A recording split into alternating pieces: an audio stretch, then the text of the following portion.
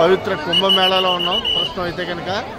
ప్రయాగ్రాజ్ ఒకప్పుడు దీన్ని అలహాబాద్ అనేవారు, దాని తర్వాత దీన్ని ప్రయాగ్రాజ్గా మార్చడం జరిగింది. ఆ ప్రయాగ్రాజ్గా మార్చిన తర్వాత జరుగుతున్నటువంటి మహాకుంభమేళ, ఈ కుంభమేళాకి అశేష భక్త జనతా సందోహం తరలి వచ్చింది. మీరంతా చూడొచ్చు, ఇది గంగా నది. ఈ గంగా నది నుంచి ఈ విధంగా రైట్ సైడ్, అంటే మీరు చూస్తున్నప్పుడు ఎడమ వైపు కనబడుతుంది, రైట్ సైడ్ ఎలా వెళ్తుంది. ఇలా వెళ్ళిన తర్వాత అక్కడ ఎదరికి వెళ్ళిన తర్వాత మీకు టవర్స్ కింద కనబడుతున్నాయి కదా, ఆ టవర్స్ ద్వారా త్రివేణి సంగమం, ఇదంతా త్రివేణి సంగమం. ఇప్పుడు నేను చెయ్యి చూపిస్తున్నాను కదా, ఇలా వచ్చేదంతా కూడా యమునా నది. ఈ మూడు కలిసిన ప్రదేశాన్నే గంగా, యమున, సరస్వతి త్రివేణి సంగమం అంటే సరస్వతి నది అంతర్వాహినిగా ఉంటుంది.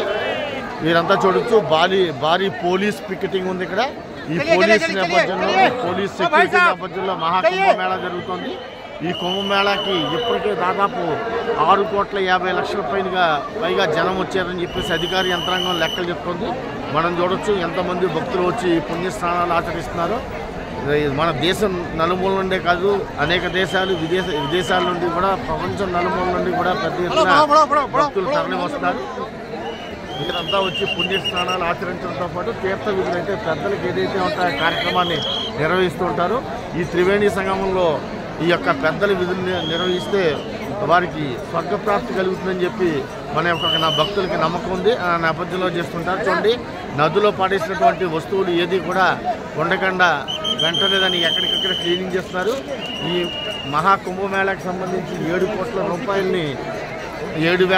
రూపాయలని ఇక్కడ ప్రభుత్వం ఖర్చు చేసింది. యోగి ఆదిత్యనాథ్ ఆధ్వర్యంలో ఈ యొక్క కార్యక్రమాన్ని, ఈ మహాకుంభమేళాన్ని అత్యంత ప్రతిష్టాత్మకంగా తీసుకుని దీన్ని నిర్వహిస్తారు. భక్తులు పుణ్యస్నానాలు ఆచరించిన తర్వాత వారికి కావాల్సినటువంటి ఏర్పాట్లు, స్నానఘాట్లో ఎటువంటి ప్రమాదాలు కానీ ఇబ్బందులు కానీ తలెత్తకుండా ఉండేటట్టు, మరోవైపు వచ్చిన భక్తులను వచ్చినట్టే వారి యొక్క కార్యక్రమాలు పూర్తి చేసిన తర్వాత మళ్ళీ తిరిగి గమ్యస్థానాలకు చేరుకునే విధంగా అన్ని ఏర్పాట్లు చేయడం జరిగింది. ఇది ఇప్పుడు మనం ఉన్న ప్రదేశం అంతా కూడా గంగా, యమున, సరస్వతి నదుల యొక్క సంగమ ప్రదేశం. వాటర్ లెవెల్స్ తక్కువగా ఉండడంతో ప్రస్తుతం ఇక్కడ ఇసుక మేటలు, ఇసుక దెబ్బలు వేసి ఈ నేపథ్యంలో ఇక్కడే కుంభమేళాకి సంబంధించి ఏర్పాట్లు చేశారు. భారీ లైటింగ్ ఏర్పాటు చేశారు. 24 గంటలు కూడా ఇక్కడ భక్తులు వచ్చి వెళ్తూ ఉన్నారు. ఈ నేపథ్యంలో వారికి ఎటువంటి అసౌకర్యం కలగకుండా ఏర్పాటు చేయడం జరిగింది. మరోవైపు పెద్ద ఎత్తున ఈ కుంభమేళాకి తరలి వస్తున్నారని చెప్పొచ్చు. చిన్నలు, పెద్దలు, అలాగే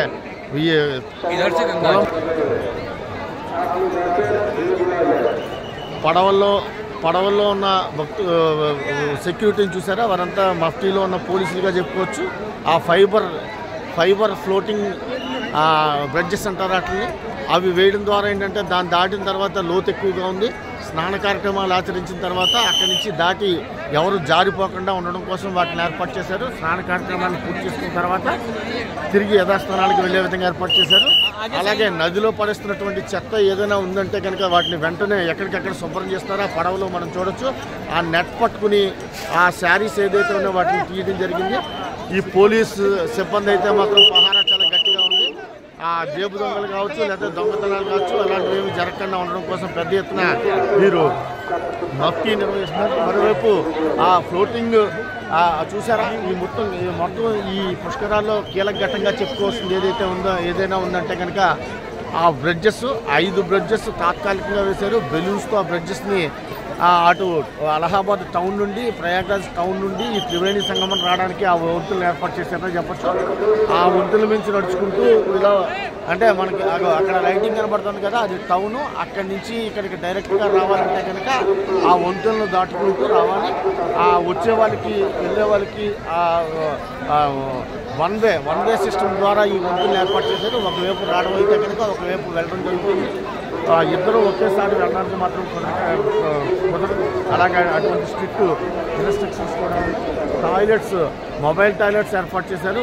మహిళలు బట్టలు మార్చుకోవడానికి గదులను ఏర్పాటు చేయడం జరిగింది. అలాగే డ్రింకింగ్ వాటర్ ఫెసిలిటీకి సంబంధించిన దాన్ని కూడా ఏర్పాటు చేయడం జరిగింది. విదేశస్తులు అత్యధికంగా ఈ యొక్క మహాకుంభమేళాకి వస్తున్నారని చెప్పచ్చు.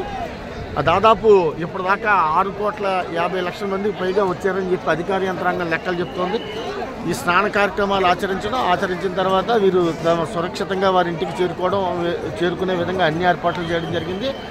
ఈ ప్రయాగ్రాజ్లోని ఈ యొక్క పవిత్ర స్థలాన్ని సందర్శించడం, ఈ పవిత్ర స్థలంలో స్నానం చేయడం, అలాగే పవిత్ర స్థలంలో తీర్థ విధులు అంటే పెద్దల కార్యక్రమాలు చేపట్టడం అంటే జన్మ అదృష్టంగా భావిస్తుంటారు. అందులోనూ మహాకుంభమేళ 145 సంవత్సరాల తర్వాత జరుగుతున్నటువంటి ఈ మహాకుంభమేళలో కనీసం ఒక్కసారైనా చూడాలి, స్నానం చేయాలనే భక్తి పారస్యంతో ఈ యొక్క భక్తి జన సంతోషం అంతా తరలి వస్తుంది. ఆ నేపథ్యంలోనే ఈ వచ్చిన వారికి దానికి తగ్గట్టుగానే అధికార యంత్రాంగం కూడా పక్కాగా ఏర్పాట్లు చేసిందని చెప్పచ్చు. వచ్చిన వారు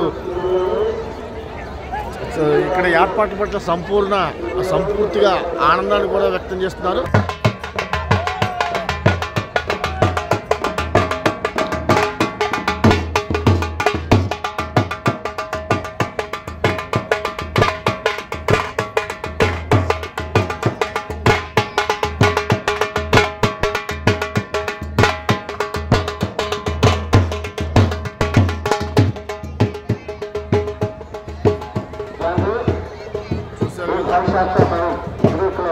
ఎంత చక్కటి ఏర్పాటు జరిగాయో. ఇగో ఇదంతా విశాలమైన ప్రాంతాన్ని ఎంచుకుని మనం కరెక్ట్గా గంగా నది, యమున, సరస్వతి, త్రివేణి సంగమంలో వాటర్ లెవెల్స్ తక్కువగా ఉండడంతో ఈ ప్రాంతంలోనే దీన్ని అంతా ఏర్పాటు చేశారు. విశాల ప్రాంగణం ఇగో చూడండి.